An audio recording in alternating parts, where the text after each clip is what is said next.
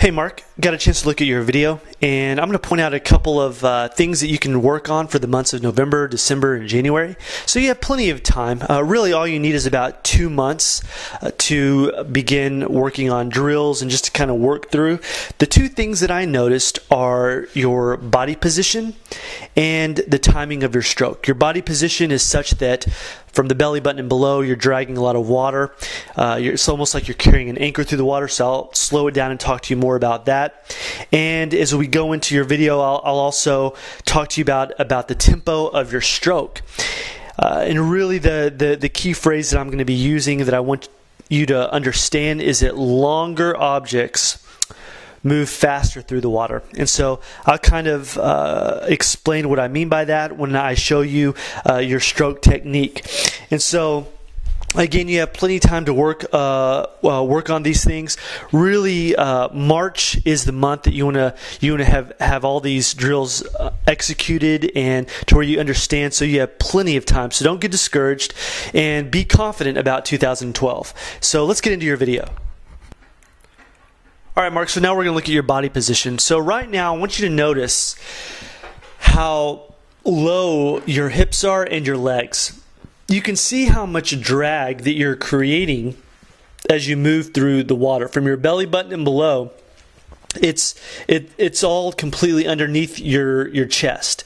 So what I want you to think about is a seesaw. And so whenever you see a seesaw, you see the fulcrum in the middle. And what that does, having that fulcrum in the middle of a seesaw, is it keeps it level, it keeps it straight, it keeps it balanced. And so right now, with your body position, your hips, which should be the fulcrum, is not. It's really, you're kind of, you have all this oxygen in your lungs, and so that's your fulcrum. It's up on top of the water, your chest is, but from your belly button and below, you can see how you're creating a lot of drag. So what you want to do is imagine that there's a target on your chest, and what I want you to do is press down. The more that you press down with your chest, the more your hips are going to come to the surface. And so there are key drills that you need to be focusing on. The pencil drill, 6-kick switch, and I'm going to provide all that information to you, and you can click on the links and they'll be able to demonstrate it for you so that you can use the upcoming months in the off season to practice it. But the main thing is you want to be on top of the water. This is more hydrodynamic. You'll move through the water a lot just a lot quicker through the water, and that's ultimately what you want. You do not want to be creating so much drag from your belly button and below. And so you can see right here as I slow it down the angle that your body is at, how much drag you're creating. So this is just another thing just to think about. All right, Mark, so we're going to look at you from the front. And you can see when we're talking about your timing, one of the things I want you to keep in mind is that longer objects move faster in the water. So the longer you can stay with that hand out, you can see right now your right arm is out and it's already starting to move down. You didn't really keep it out up on top of the water for very long. It's already moving down, and your left arm hasn't even entered in the water. It's still out. So again, longer objects move faster in the water. So the longer that you can keep that right hand out there, the better. And so now you're going to see your left hand is going to come in. It's going to extend out. You're going to keep it nice and straight, but there's not going to be much of a glide to it. And so I'm going to add an additional comment as we look at your left hand, and I want you to follow me here. So your left hand enters into the water. You can see it right now, and you're going to see your right arm. It's going to be moving up out of the water into the recovery phase. So your left arm is straight, and already immediately you're going to begin to go down. You're not going to glide. You're going to automatically just bring it down and start your catch.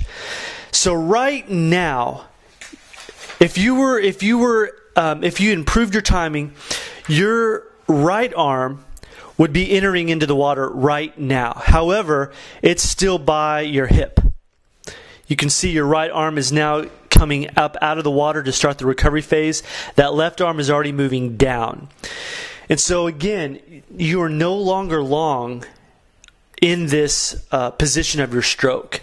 And again, longer objects move more quickly in the water, and that's what you need to focus on if you want to really improve your swimming. And so what you can do is a catch-up drill.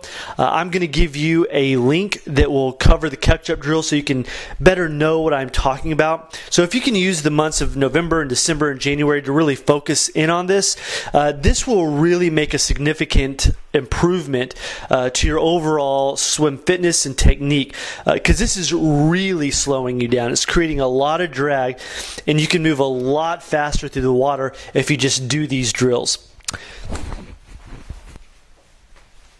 All right, Mark, so I hope this critique has helped you out, and really, if you can just work on these two things, your body position and the tempo of your stroke, just even for 2 months, where all you're doing is drills, then you will see significant gains. So what I'm going to do is include some links from YouTube that will explain exactly what I'm talking about with these drills, specifically the catch-up drill for your timing, and also the pencil drill and the 6-beat kick for your body position.